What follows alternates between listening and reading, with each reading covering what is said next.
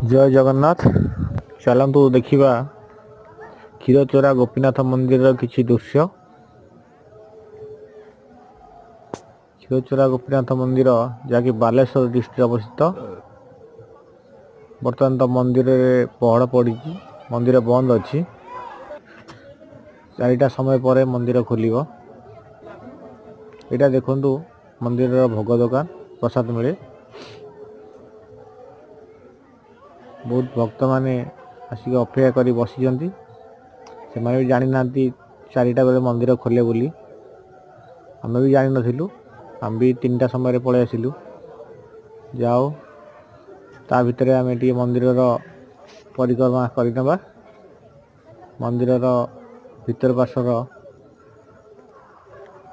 चित्र किभली अच्छी देखने।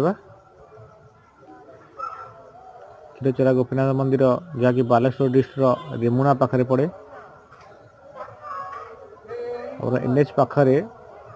एनएच रु 4 किलोमीटर भीतर को बेसी दूर नुहे। चलो देखिए मंदिर पुष्करिणी गोटे देखो पुष्करिणी अवस्था भल ना।